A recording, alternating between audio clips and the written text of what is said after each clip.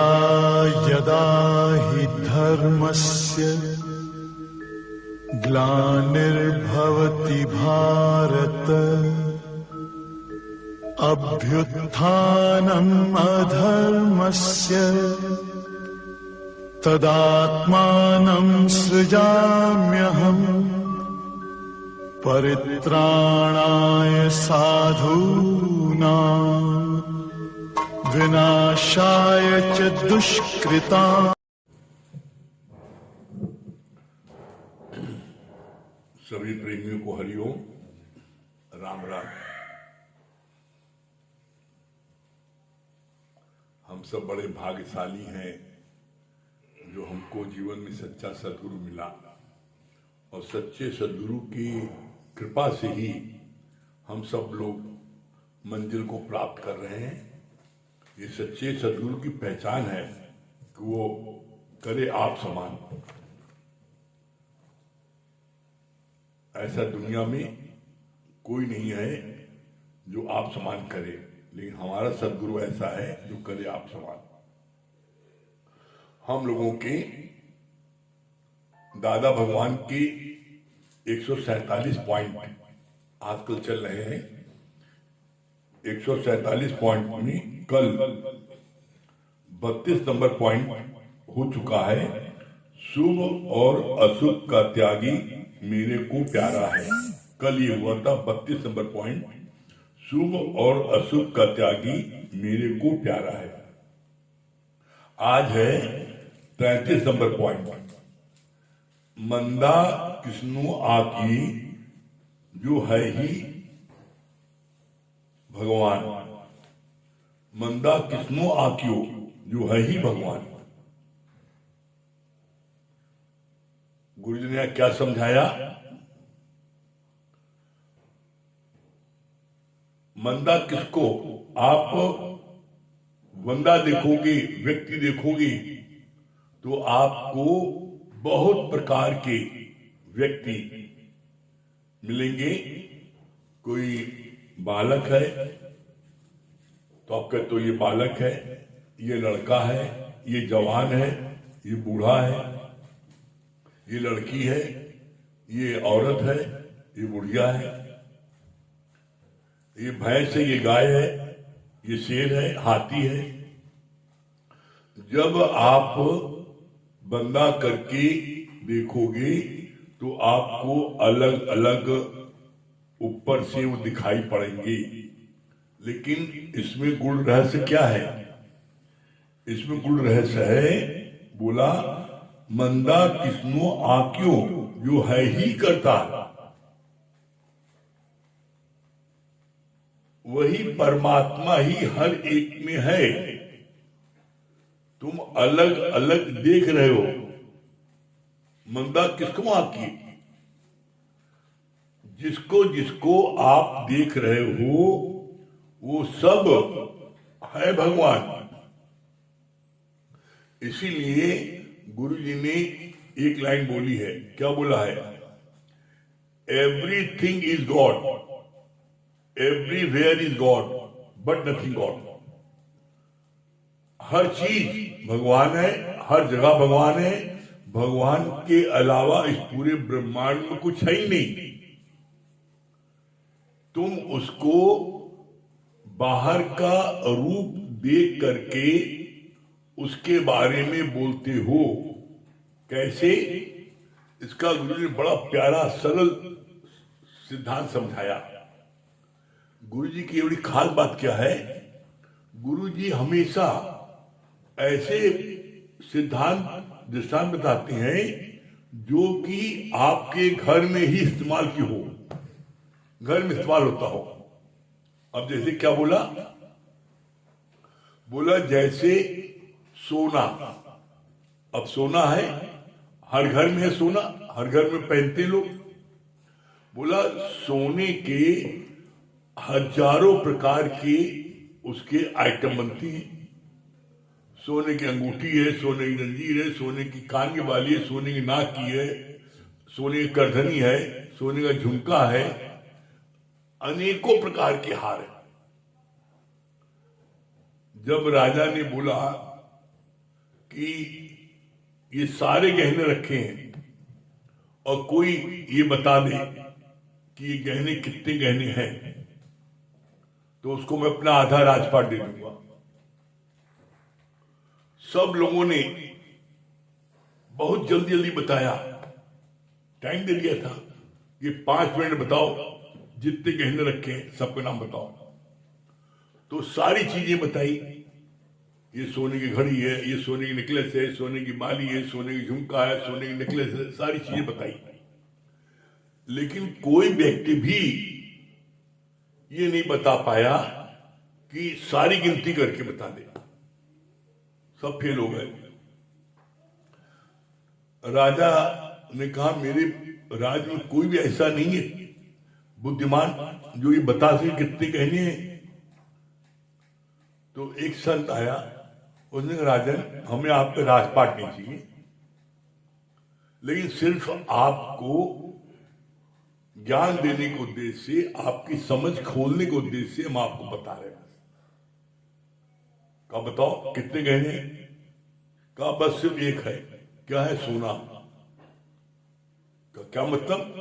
कहा जितने गहने, हजारों प्रकार के जो गहने आपने रखी है यहाँ पर, चाहे नेकलेस हो, चाहे कान की बाली हो, चाहे गले का हार हो, चाहे कमर की करधनी हो, कुछ भी हो, सारी चीज कहां से बनी है? सोने से बनी है। तो कहा उसके खांचे से आपने अलग अलग डिजाइन के अलग अलग रूप बना दिए हैं। सोना सम्यक है, आप उसके नाम से आप उसको बुला रहे। ये कान की बाली है, ये नाक की नथनी है, ये कमर का जो है करधनी है, ना बता रहे। लेकिन सब में है क्या? सोना है। तो बोला इसी प्रकार से भगवान ने और सरल ढंग से समझाया। इसी प्रकार से मट्टी से आप लाखों आइटम बनाते हो, मट्टी से ही जो है सारे भगवान की मूर्ति बनती है, मट्टी से ही सारे भगवान की मूर्ति बनती है। चाहे हनुमान जी हो, चाहे शंकर जी हो, चाहे दुर्गा जी, चाहे गणेश जी हो, किसी की मूर्ति हो बनती है। और फिर क्या बोला कि उसी मट्टी से ही लोग हुक्का पीते हैं, उसी मट्टी से का चिलम बनती है, उसी मट्टी का जो है आपकी जो है कुल्हड़ बनती है, सुराही बनती है, झज्जर बनती है। मट्टी से हर आइटम बनते हैं और हजारों प्रकार की चीजों को कहते हैं चिलम है, ये शंकर जी की मूर्ति है। जो चीज मट्टी से आप बनाई उसका रूप और रंग आपने दे दिया, और फिर आपने बोला ये फलाने, ये शंकर जी है, गणेश जी है, ये कुल्हड़ है, ये सुराही है। अरे उन सारी चीजों को तोड़ दो, शंकर जी की मूर्ति तोड़ दो, हनुमान जी तोड़ दो, सुराही तोड़ दो, झज्जर तोड़ दो, चिलम तोड़ दो, उसके पीछे क्या है? मट्टी है। तो शरीर क्या है? ये तो मट्टी है। जब उस परमात्मा से इसका कनेक्शन कट हो जाता है तो क्या बोलते हैं? जो भी आता है मट्टी कब उठेगी? ये पूछते हैं मालवीय जी कब थी? ये पूछा था, ये पूछा मट्टी कब उठेगी? ये कोई नहीं पूछता। तो बोला इसी तरीके से जो भी तुमको दिख रहा है, जो दिख रहा है, चाहे ये सोफा सेट दिख रहा है, चाहे ये शीशे टेबल दिख रहा है, चाहे माइक दिख रहा है ही भगवान। क्या बोला है? Everything is God, everywhere is God, but nothing God. परमात्मा के अलावा कोई दूसरी चीज है ही नहीं ब्रह्मांड में। इस बात को तुम क्यों भूल जाते हो बार बार? पता क्यों भूल जाते हो? आत्मा के लिए सत्संग में आप लोगों ने कम से कम 1,00,000 बार सुना होगा मैं आत्मा हूं, लेकिन अभी तक याद नहीं किसी को। क्यों? छिन छिन भूलन हार, छिन छिन भूलन हार, ये बार बार भूल जाती है मैं आत्मा हूं, भूल जाती है, फिर आ जाता मैं देह हूं, मैं दो, फिर आ जाता यार, फिर याद आ जाता है कि मैं आत्मा हूं, ये भूल जाता है। और आदमी फिर ध्यान चला जाता है, कहीं अखबार में चला जाता है, कहीं उसको ताके झाके में लग जाता है, कहीं कुछ रहता है। इसीलिए कहते हैं भगवान कहते हैं 100 जूता खाए तमाशा देखा जाए। इतनी दुर्गत होने के बाद भी आदमी समझ नहीं आता और फिर भागता है, वो काकरोच की तरह, काकरोच को बैठा दो सोफे पर, फिर बैठेगा, फिर जाएगा मोरी में, फिर मोरी में जाएगा। उसी तरीके से इतनी दुर्गत होने के बाद भी व्यक्ति नहीं समझता है हम कहाँ बैठे हैं, क्या कर रहे हैं? और गुरु के सामने इतनी हिम्मत है, क्या कर रहे हैं? वाणी नहीं सुन रहे, अखबार देख रहे हैं, फलाना कर रहे, क्यों आते हो यहाँ पर? मत आओ यहाँ पर, आने की जरूरत नहीं है, जगह मत घेरो यहाँ पर, फालतू नहीं जगह यहाँ पर। ऐसे लोगों को कतई आने की जरूरत नहीं यहाँ पर, जिनको इंटरेस्ट नहीं है और जो समय बर्बाद करते हैं और दूसरे को जगह ले लेते हैं, घेर लेते हैं। ऐसा अच्छा अपने घर बैठो, क्यों? तुम्हारे भाग्य में ही लिखा है जूता खाना, जूता खाओ, कोई जरूरत नहीं आने की। यहां आते हो तो मनमना भाव सुनो, और नहीं सुनना है अपने घर बैठो। गुरु अपना जो है तन मन धन दे के सब बैठा है, तुमसे वो लेता नहीं देता नहीं है? और लाभ समझाओ बार बार, लेकिन फिर आदमी अपनी हरकत से बाहर नहीं आता है, अब फिर वही कार्य करता है, चाहे जितना प्यार मोहब्बत। इसलिए गुरु कहते हैं सीधी उंगली से घी नहीं निकलता, टेढ़े निकले को तब करो। इसलिए गुरु बोलते हैं एक हाथ में गजरा माला लिए रहो, एक हाथ में हंटर लिए रहो, गलती करे एक हंटर मारो, और अच्छा कार्य करे गजरा माला पहनाओ, जब तो यहाँ चलेंगे, और नहीं तो नहीं चलेंगे। नहीं तो यहाँ पर जो है व्यक्ति फिर भूल जाता है कितना कष्ट पाया हो, लेकिन भूल जाता है। जहां थोड़ा सा ठंडी हवा मिली, पिछली भूल गया गर्मी कितनी थी। तो यहां पर गुरु जी बोलते हैं कि ये चीज बड़ा अच्छा भगवान ने कहा इस संबंध में। यही टॉपिक चल रही है कि जब everything is God, everyone is God, हर चीज भगवान है, तो फिर कोई ऐसी कोई दुष्टता क्यों करता है? ऐसी दुष्टता क्यों करता है? जब सब में भगवान है तो फिर आप भगवान से पूछा गुरु जी से, तो फिर राम ने रावण को काहे मारा? किसने कंस को क्यों मारा? जब भगवान ही थे क्यों मारा? तो बोला वो भगवान थे जरूर, भगवान की शक्ति ही हर एक को जिंदा रखी है, लेकिन उसमें दोनों चीज है, भगवान भी है और शैतान भी है। अब व्यक्ति को ऊपर डिपेंड करता है कि वो अपने अंदर से भगवान प्रकट करे और शैतान प्रकट करे। समुद्र में अमृत भी था और विष भी था। जब समुद्र मंथन हुआ तो अमृत भी निकला और विष भी निकला। इसी तरह तुम्हारे शरीर में शैतान भी और भगवान भी है। तुम जिसका लिए मथानी चलाओगे, दिन भर जो है तुम खुराफात करोगे, दिन भर मन की बात मानोगे, तो तुम्हारा शैतान प्रकट हो जाएगा। तो बोला रावण का शैतान प्रकट हो गया था, इसलिए भगवान राम ने उसको मारा। भगवान ने उसकी देह को नष्ट किया। देह को, देह विनाशी है, उस देह से वो गलत कर्म किया तो उसकी देह को उसको दंड मिला। कंस ने अपनी देह से उसने जो है गलत कर्म किया तो उसको दंड मिला। देह है, देह में ही सारे विकार होते हैं। हर व्यक्ति के देह में ही सारे विकार होते हैं। गुरु देह से दूर करता है। क्या बोलता है? मैं ब्रह्म हूं, मैं ब्रह्म हूं, ये सबसे बड़ा जाप है, और मैं जीव सबसे बड़ा पाप है। तुमने अपने जीव मान लिया, यही पाप किया तुमने। और जीव माना क्यों तुमने अपने को? क्यों माना?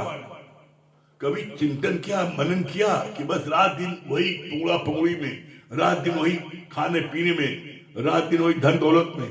कभी ज्ञान का चिंतन करते हो? क्यों तुम हर समय अपनी आत्मा भूल जाते हो, दे जाते हो? क्यों?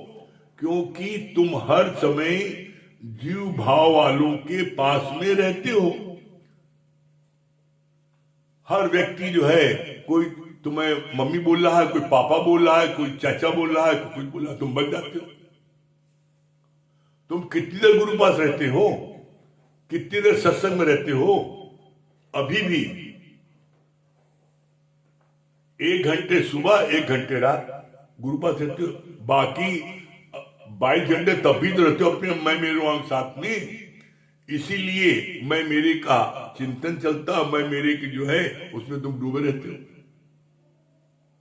बोला इससे उपराम कब होगे? इससे उपराम होगे जब तुम अधिक संग करोगे सत्संग का, अधिक संग करोगे गुरु का, अधिक संग करोगे इन प्यारों का, और इस लक्ष्मण रेखा के अंदर रहोगे। As the company so the colour, वो निकलेगा। तो बोला भगवान ने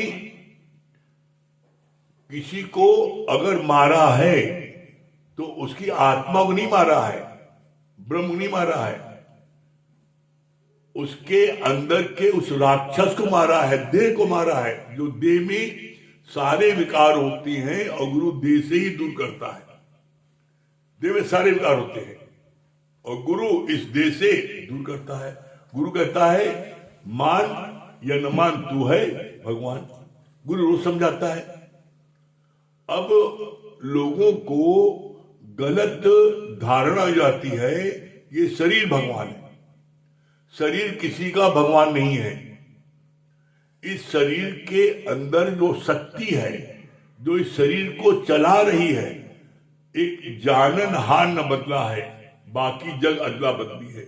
आप देखो, आपको कक्षा 1 में पढ़ते थे, 2 में पढ़ते थे, कक्षा हाई स्कूल में पढ़ते थे, इंटर में पढ़ते थे, आपके साथी कौन था, 50 साल पहले कौन था, आपको सब याद है।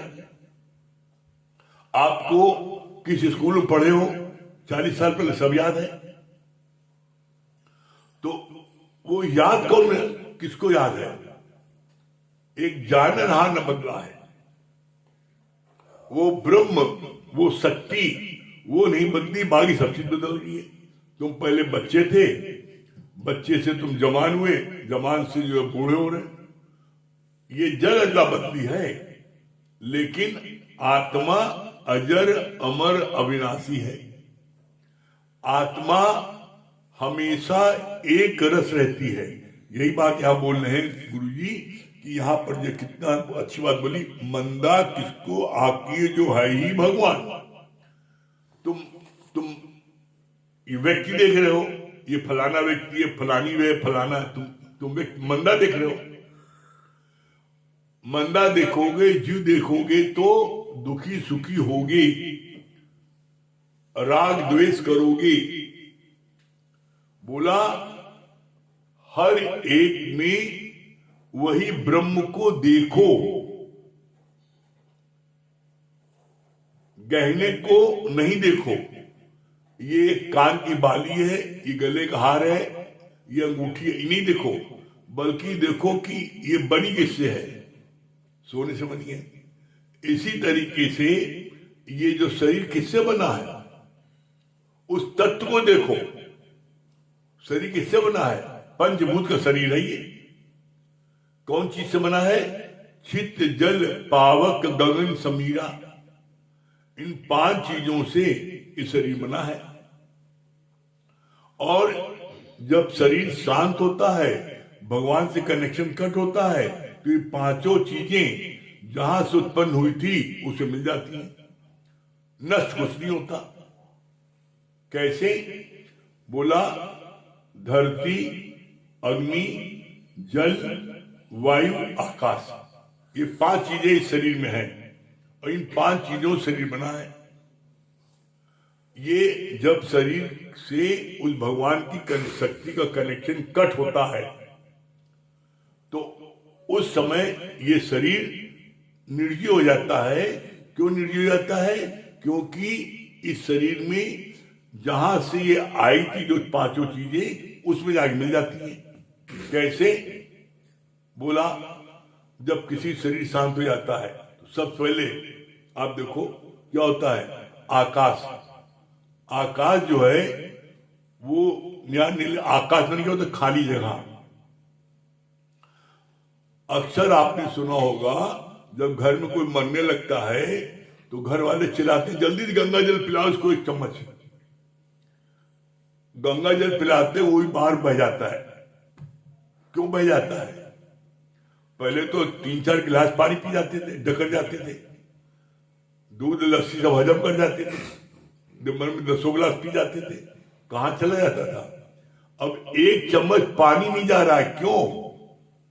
क्योंकि आकाश जो खाली जगह है वो खाली जगह में मिल गई, इसलिए तुम्हारे अंदर में खाली जगह खत्म हो गई।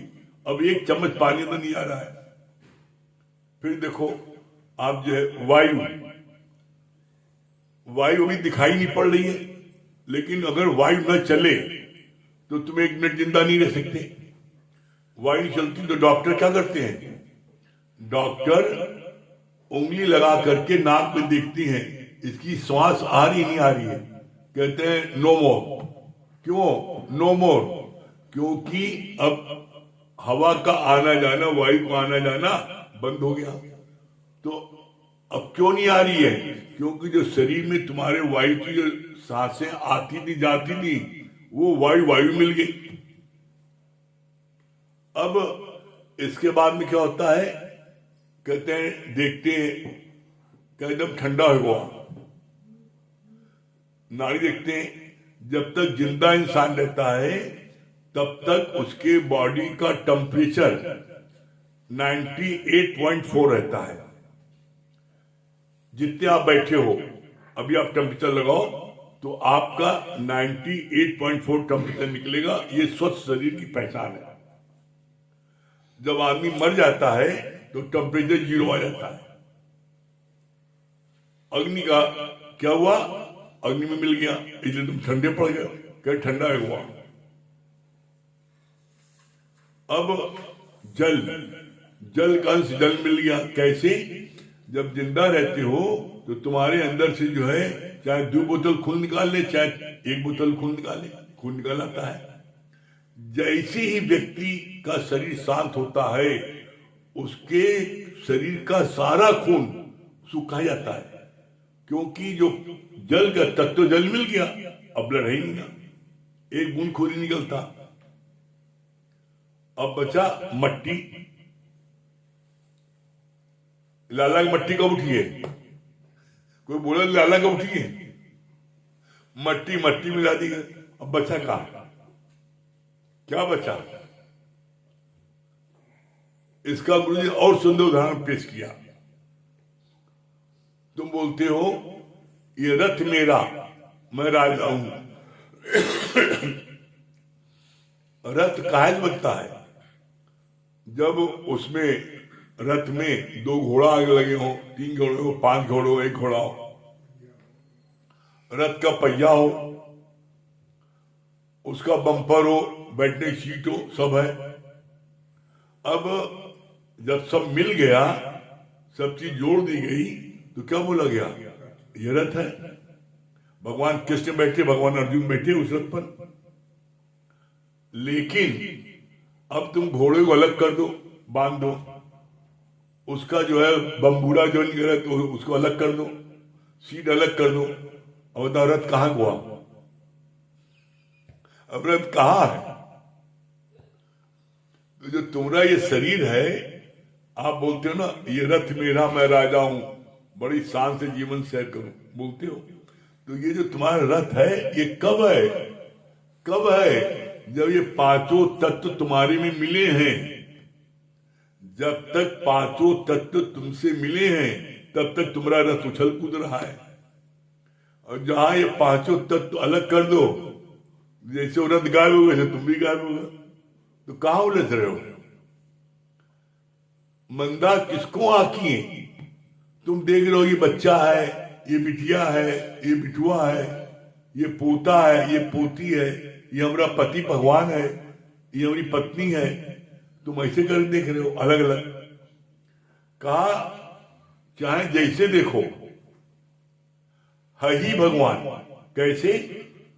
बड़ा अच्छा किसी ने हाथ में चश्मे रख लिया और दादा भगवान से बोला क्या है बताइए।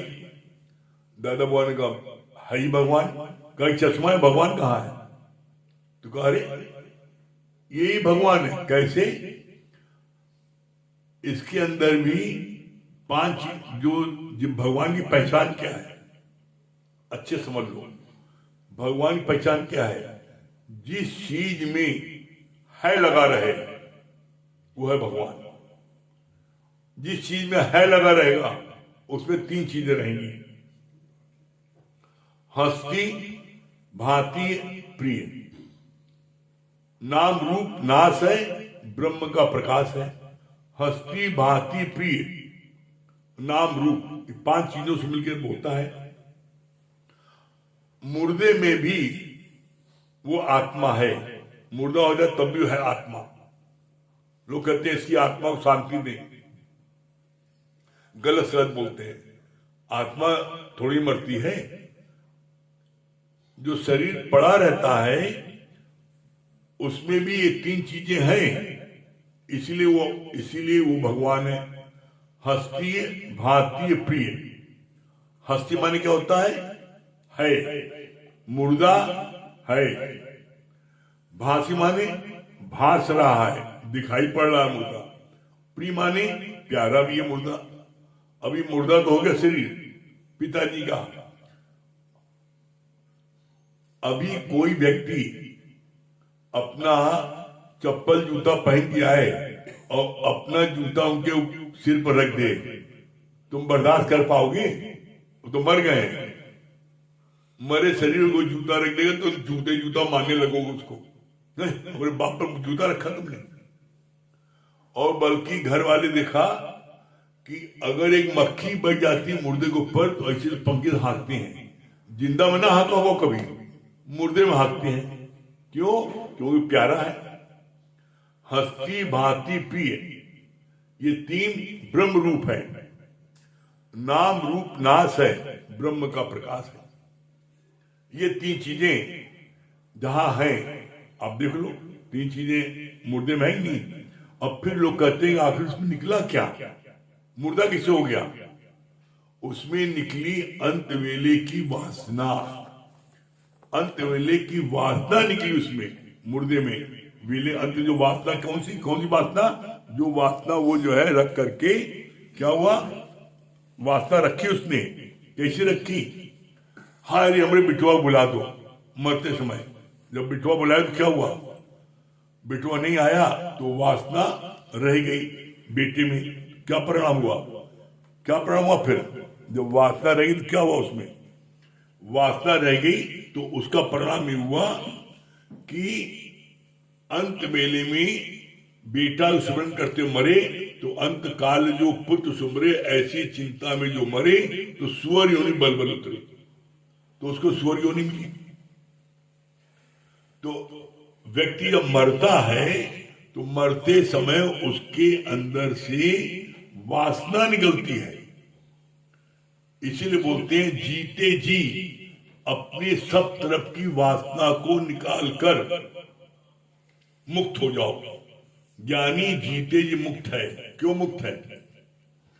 मुक्ति की पहचान क्या है? मुक्ति की पहचान क्या है? अभी आप बैठे हो और आपको अभी सर्व दुखों के निवृत्त और परम आनंद की प्राप्ति अगर आपको हो रही है तो आप मुक्त हो। पहचान है। आप अपने चेक कर लो। आप अपने को चेक कर लो। सर्व दुखों की निवृत्ति और परम आनंद की प्राप्ति। अभी आपको परम आनंद मिल रहा है, कोई दुख नहीं है, तो अभी आप मुक्त हो। और अभी आपको किसी बात का दुख है तो आप मुक्त नहीं हो। यही अंत वेले की वेला आपको वहां जाती है।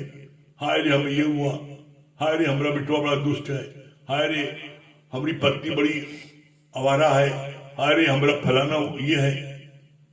तो अंत काल जो पत्नी सुमरे या पति सुमरे, ऐसी चिंता में जो मरे तो वैसा यौन बल बल उतरे, तो वैसा यौन मिलेगी। तुम जो सुमरन करोगे उसके अनुसार तुम्हारा धन मिलेगा। अंत काल जो धन सुमरे, ऐसी चिंता में जो मरे, सर्प योनि बल बल उतरे। महल माड़ी सुमरे, बहुत बड़ी कोठी बनवा दिया है, प्रेत योनि बल बल उतरे। हर एक का बता दिया भगवान ने। लास्ट में क्या बोला है? लास्ट में कहा है अंत काल जो हरि सुमरे ते नर मुक्ता होए। क्या कोई इस बात को बता सकता है अंतकाल तुम्हारा 100 साल में होगा? अरे बैठे बैठे मर जाओ तो पता है मुझे। अभी बैठे बैठे लड़ाई चल रही है, रशिया के एक बम यहीं गिरे, सब मर जाओ, पता है कुछ? तो श्वासों का क्या भरोसा, रुक जाए कब कहां पर। जो श्वास बाहर जाए, अंदर आने क्या भरोसा। श्वास बाहर गई, अंदर ना आए, जय सीताराम हो गए। और तुम हम ये करेंगे, हम ये करेंगे, करते रहो, मुंगेरीला सपने देखते रहो, कुछ नहीं कर पाओगे। ज्ञानी आज में अभी में रहता है, इसीलिए मस्त रहता है। आज और अभी में रहो। जो भी कल में रहेगा, कल है काल का नाम, कल कभी आता नहीं। अभी में रहो। आज आपको क्या दिक्कत है? आज आप परम आनंद में है, सत्संग बैठे हो, परम आनंद की प्राप्त हो रही है, मुक्त है। अपने को ये फील करो कि यही परम आनंद है, खत्म। तो यहां पर जब आप ऐसा फील करोगे तो ये फील कब करोगे? जब आप गुरु से ब्रह्म दृष्टि लोगे। चम दृष्टि से तुम्हें व्यक्ति नजर आएगा। गुरु जीवन में आता है, गुरु हमें देता है ब्रह्म दृष्टि। जैसे अर्जुन ने भगवान कृष्ण से प्रार्थना किया, आप हमको अपना बृहद रूप दिखा दिए, अपना भगवान रूप दिखा दिए। तो कहा इस चम की दृष्टि से तुम उस रूप का दर्शन नहीं कर सकते हो, हम तुमको ब्रह्म दृष्टि देते हैं, तब उस रूप का दर्शन कर लोगे। भगवान कृष्ण ने अर्जुन को ब्रह्म दृष्टि दी, तब अपना ब्रह्म रूप दिखाया तो कांपने लगा। क्यों कांपने लगा? देखा एक तरफ तो सारी दुनिया तेजी से उनके मुंह में जा रही है, सब मर रहे हैं, और एक तरफ से सब निकल रहे हैं। वो विकराल रूप देखकर डरा। तब भगवान से प्रार्थना की, हे प्रभु आप अपने सहज रूप में आ जाओ। तो भगवान ने अपना सहज दिखाया। तो वो ब्रह्म दृष्टि तुम्हें गुरु से मिलती है। जब ब्रह्म दृष्टि मिल जाएगी तब फिर आप भी क्या देखोगे? तब आपकी नजर सब पर जाएगी, किस पर? उस शक्ति पर जो बोला नहीं, मंदा किसको आकी, जब है ही भगवान। आज जो ये पढ़ा गया है 33 नंबर पॉइंट, मंदा किसनो आकियो, जो है ही भगवान। जब भगवान ही है, कोई भगवान का कुछ है ही नहीं ना, तुम दूसरा देखते क्यों? भगवान के अलावा कुछ है ही नहीं, दूसरा क्यों देखते हो? दूसरा देखना ही नरक है। और दूसरा देखना, दादा भगवान ने तो बड़ी कठोर गाली बकी है। कहा दूसरा देखना में दूसरे का बेटा, तो अपने बाप की औलाद नहीं हो। दूसरा देखना में दूसरे का बेटा, जैसे वैश्या का पुत्र होता है तो उसको नहीं पता उसका बाप कौन है, उसी तरह तुम दूसरा देखते हो तो नहीं पता। तो बोला गुरु से जब तुम ब्रह्म दृष्टि लेती हो तो सब में उसी ब्रह्म का दीदार करोगे, आनंद मिलेगा। बाकी आगे हम दिया बताएंगे।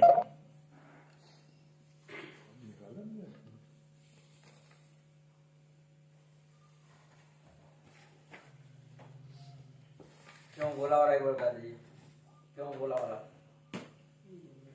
दृष्टांत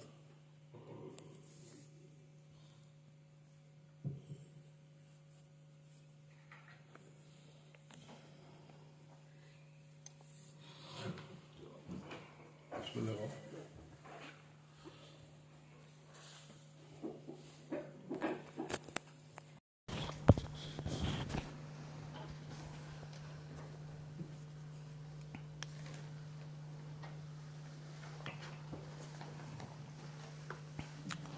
सभी को हरिओम।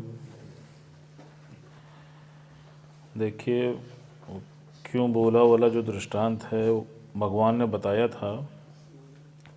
कहा कि जो बुद्धिमान व्यक्ति होता है वो बिना पूछे कभी नहीं बोलता है, और जो अज्ञानी होता है वो हर चीज़ में अपनी टांग फंसाता है, बिना पूछे हर चीज़ में बोल पड़ता है। तो उसी पे वो दृष्टांत था कि एक बार एक राजा और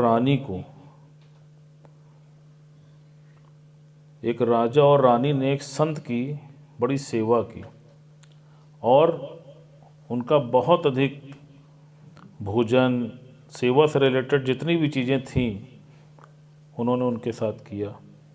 संत ने प्रसन्न होकर उनसे बोला कि तुम कोई वरदान मांग लो। तो उन्होंने कहा, नहीं महाराज, हमें कुछ नहीं चाहिए, हमारे पास सब कुछ है। कहा, नहीं, फिर भी हम तुम्हारी सेवा अर्चना से बहुत प्रसन्न हैं, तुम कुछ मांग लो। तो उनको संतान नहीं हो रही थी, वो संतान के लिए बड़ा व्याकुल थे कि कोई पुत्र हो जाए, और यही बात उनको खा रही थी कि हमारा वंश आगे कैसे चलेगा। सो उन्होंने उनसे आग्रह कर दिया कि महाराज, अगर आप कुछ हमको देना चाहते ही हैं तो आप ऐसा करें कि हमको एक पुत्र रत्न दे दें। उन्होंने कह दिया, तथास्तु। तो पहले के ज़माने में देखिए, संतों को बड़ी पावर होती थी, वो जो कह देते थे वो हो जाता था।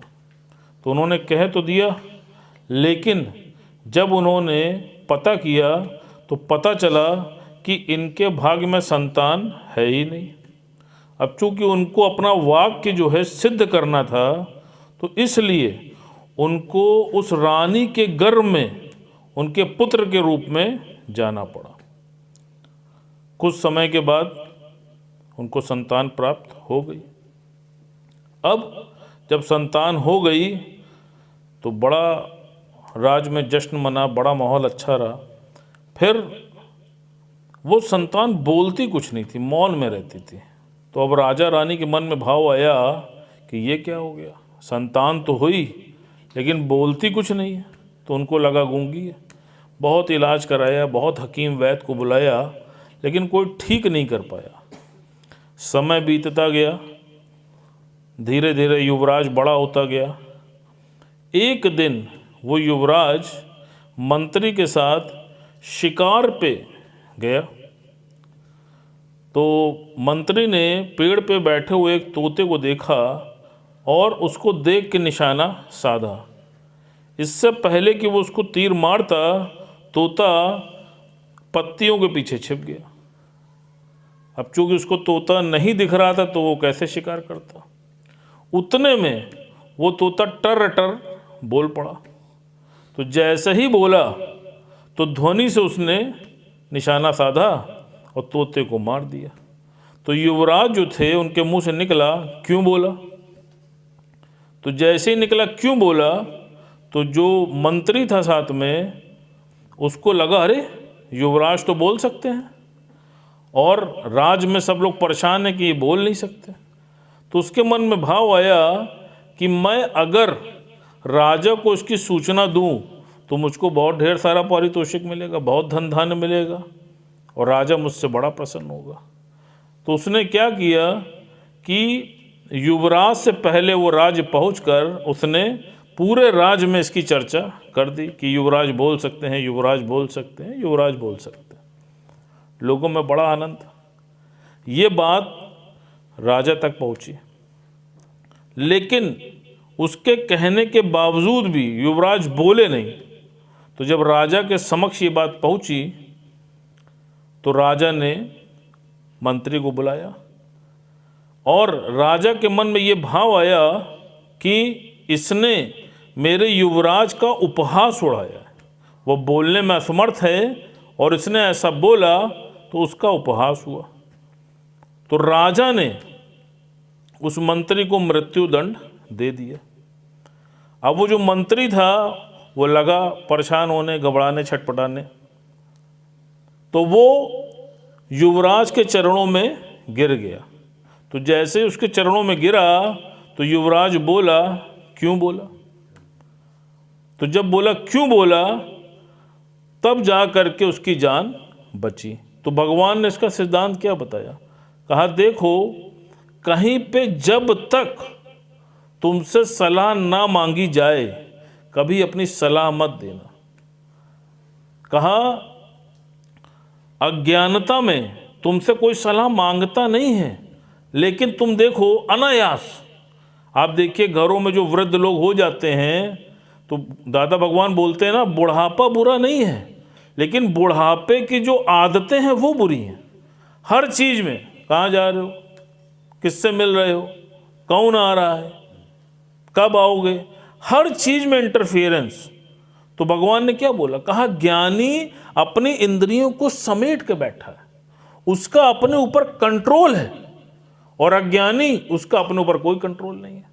पहले भी बात चली ना, ज्ञानी और अज्ञानी में एक ही तो अंतर है, उसकी हर चीज नियंत्रण में है, उसका क्रोध भी उसके नियंत्रण में है। जैसे भगवान ने बोला, कहा कि देखो एक अग्नि होती है जो सचमुच सब कुछ जला देती है, और एक अग्नि होती है जो कैलेंडर में दिखाई देती है। अग्नि दोनों ही है, लेकिन कैलेंडर की अग्नि किसी को जला नहीं रही है, वो सिर्फ दर्शा रही है। तो कहा ठीक इसी प्रकार जो ज्ञानी होता है उसका क्रोध भी उसके कंट्रोल में होता है, और अज्ञानी जो है उसके कंट्रोल में कुछ नहीं होता है, वो खुद दूसरे के कंट्रोल में होता है, और रिमोट से चैनल चेंज करता रहता है दूसरा आदमी, वो अपना रिमोट दूसरे को दे बैठता है। जब वो चाहता है हंसाता है, और जब वो चाहता है रुलाता है। आप देखो कभी भी, और आज भी हम सब के जीवन में आप देख लो कि जो व्यक्ति बहुत कम बोलता है, आप देखो उसकी बात आप कितने गौर से सुनते हो, उसको कितना इंपॉर्टेंस देते हो। और जो आदमी बहुत बोलता है उसको देखो कोई मान सम्मान देता है, कोई वेटेज देता है, अरे ये फालतू हर समय बोलता रहता है, इसकी तो बकबक करने की आदत है। आप देखिए आज दादा भगवान श्याम डैडी, उनकी उम्र कितनी है, लेकिन देखिए कितना उनकी एक वाणी के लिए लोग कितने मीलों, कितने किलोमीटर चल के जाते हैं। उनकी एक झलक पाने के लिए लोग कितना तरसते हैं। क्यों? क्योंकि उन्होंने अपनी इंद्रियों पर विजय प्राप्त कर ली है, और हमने अभी विजय प्राप्त नहीं की है, इसीलिए तो हम बोल पड़ते हैं। आप सोचिए, फिर गुरु ने बोला, कहा तेरा की कबीरा तेरी कोठरी गल कटियन के बीच, जो करेंगे सो भरेंगे, तू क्यों भय उदास। आप सोचो, आप कोई जज थोड़ी नहीं हो, आप अपने उद्धार के लिए आए हो, आप अपने पुरुषार्थ के लिए आए हो। और हमसे भूल क्या होती है, हम वो झाड़न वाला काम करते हैं। जैसे झाड़न वो पूरे घर को समेट देती है, और समेटने के बाद उसको दुबका के रख दिया जाता है। अगर आप झाड़न बनना चाहते हो तो आप इस एक्टिविटी को करते रहो, आपको कहीं कोने में बैठा दिया जाएगा। लेकिन अगर आपके अंदर क्षमता है मौन रहने की, तो आप देख लो, मौन से बड़ी कोई ताकत नहीं है। मौन में कालिदास कहाँ से कहाँ पहुँच गया, आप सोचिए। और सबसे मज़ेदार बात क्या है कि बोल देना बहुत आसान है, आप कभी आजमा लेना। आपको कोई व्यक्ति अपशब्द बोले, कोई आपसे उल्टा चले, बहुत सहज है, आपके मुंह से अपशब्द निकल जाएंगे। लेकिन कोई उल्टा चले और उस समय ज्ञान लगाओ, उस समय अपनी इंद्रियों को संयमित करो, ना बोलो, ये बहुत कठिन है। लेकिन हाँ, उसका उल्टा रिजल्ट भी है। जिस समय बोल देते हो उस समय 30 सेकंड बड़ा आनंद आता है, लेकिन पूरा दिन तनाव में रहता है। और अगर 30 सेकंड अपनी जबान पे संयम कर लो तो देखो 30 सेकंड तो 20 नाखूनों का जोर लगाना पड़ता है, लेकिन उसके बाद मन में कितनी शांति होती है। कितना अंदर से आनंद आता है कि अच्छा हुआ नहीं बोला। और ये सिर्फ ज्ञान में आने के बाद ही पॉसिबल है, वरना ये कहीं पे भी पॉसिबल नहीं है, आप इसको जान लो। और सबसे मजेदार बात क्या है, आप देखिए, बोलने के पीछे एक्चुअली छुपा हुआ है हमारा झूठा अहंकार, मैं सही हूं। आपकी जो साइलेंट आई है एक्चुअली उसके पीछे वो छुपी है। और भगवान ने क्या बोला, जो कहे मैं कुछ करता तो लग गर्भयोनि में फिरता। ज्ञान क्या है? ज्ञान तो एक लाइन का है, मैं को गुम करना ही ज्ञान है। और हमारी जो मैं है, आप देखो, रह रह के प्रकट हो जाती है हर चीज में, बच्चे के आगे, पत्नी के आगे, मित्र के आगे, स्टाफ के आगे, हर जगह अपनी मैं देखो आपकी प्रकट हो जाती है।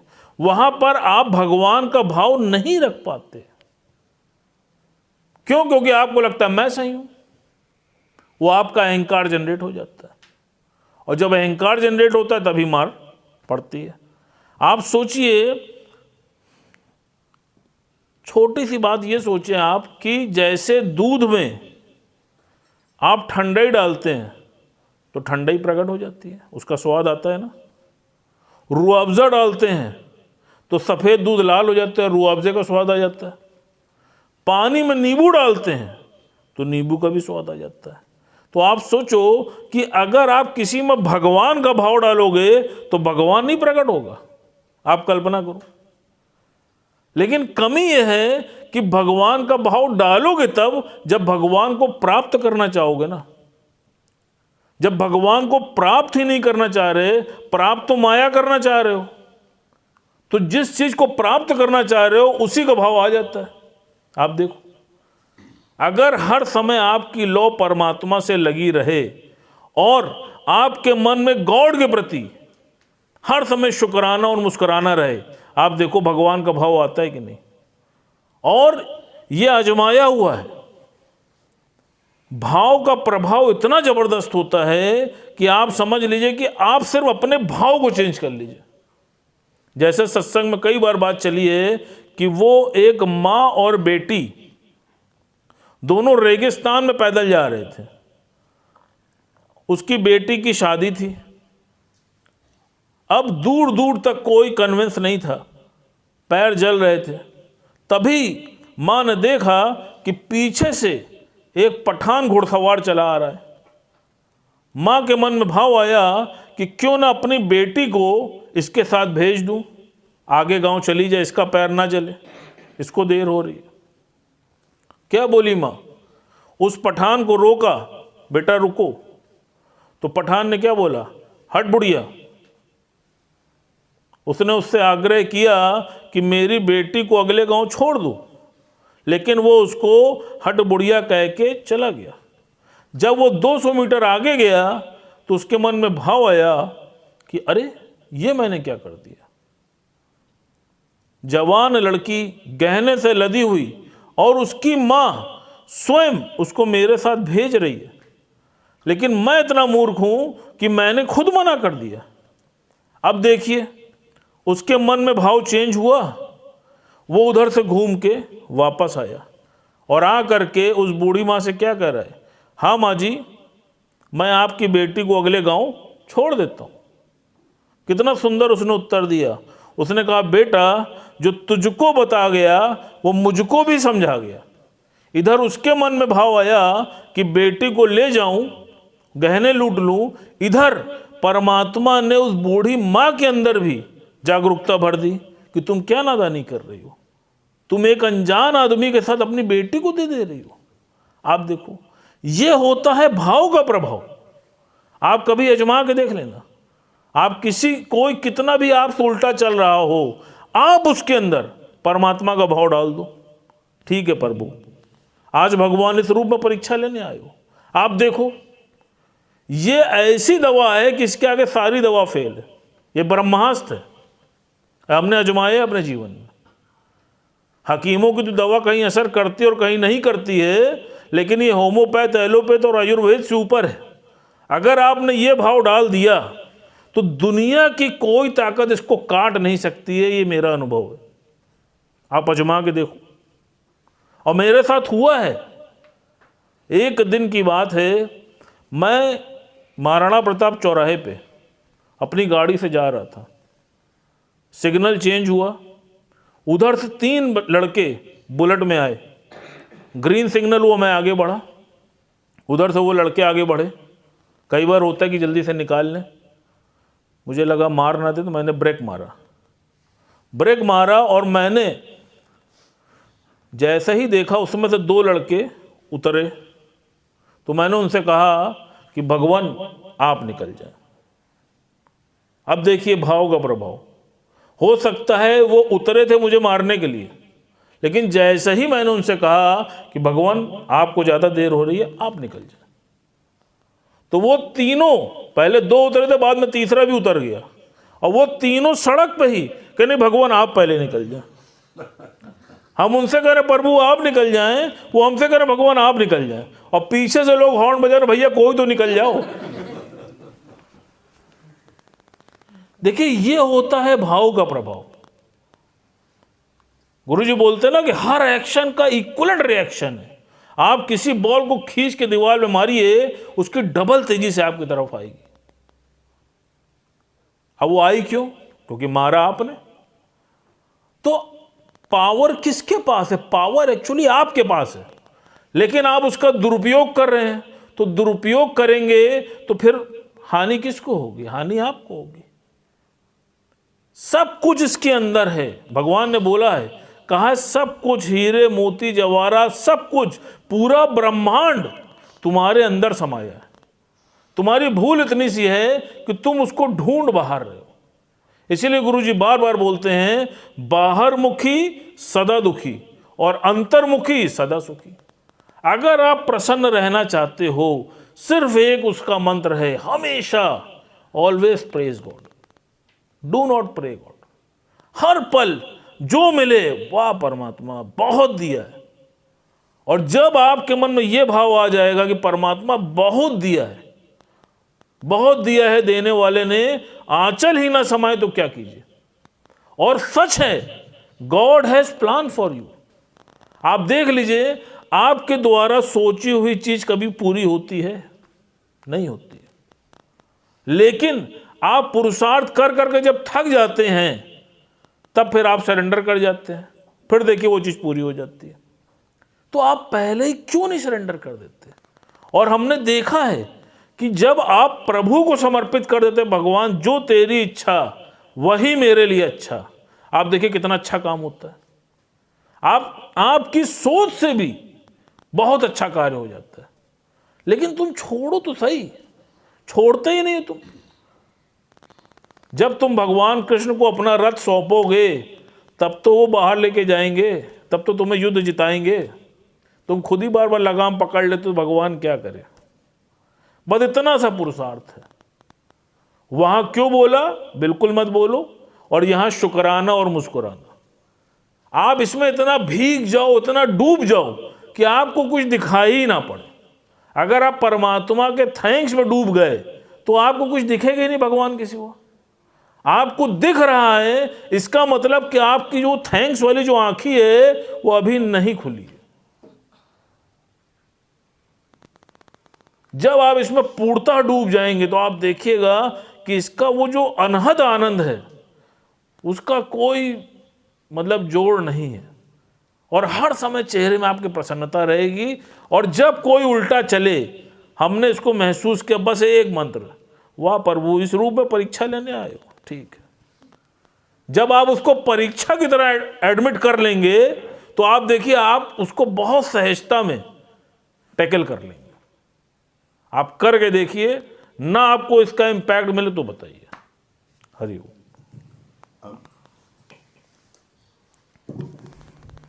शिवांगी भजन सुनाइए।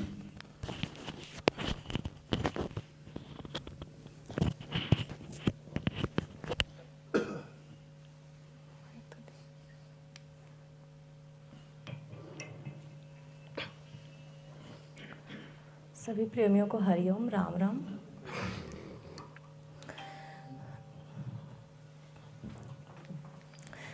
मुझे तूने सत्य गुरु बहुत कुछ दिया है, मुझे तूने सत्य गुरु बहुत कुछ दिया है।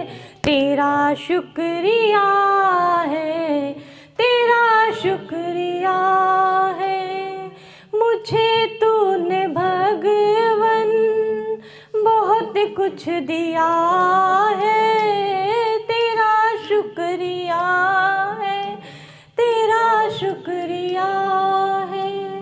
न मिलती अगर दी हुई दात तेरी, जमाने में क्या थी औकात मेरी।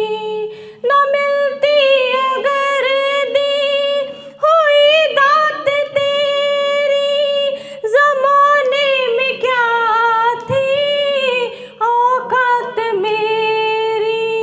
मुझे तूने जीने के काबिल किया है, मुझे तूने जीने के काबिल किया है। तेरा शुक्रिया है, तेरा शुक्रिया है। मुझे तूने सत्य गुरु बहुत कुछ दिया है, तेरा शुक्रिया है, तेरा शुक्रिया है। मुझे तूने भगवन बहुत कुछ दिया है, तेरा शुक्रिया है, तेरा शुक्रिया है। किया कुछ नहीं है, शर्मसार हूँ मैं, तेरी रहमतों की तलबगार हूँ मैं। किया कुछ नहीं है, शर्मसार हूँ मैं, तेरी रहमतों की तलबगार हूँ मैं। दिया कुछ नहीं बस लिया ही लिया है, दिया कुछ नहीं बस लिया ही लिया है। तेरा शुक्रिया है, तेरा शुक्रिया है। मुझे तूने सत्य गुरु बहुत कुछ दिया है, तेरा शुक्रिया है, तेरा शुक्रिया है। मुझे तूने भगवन बहुत कुछ दिया है, तेरा शुक्रिया है, तेरा शुक्रिया है। तेरी रहमतों का इशारा न होता तो दुनिया में मेरा गुजारा न होता।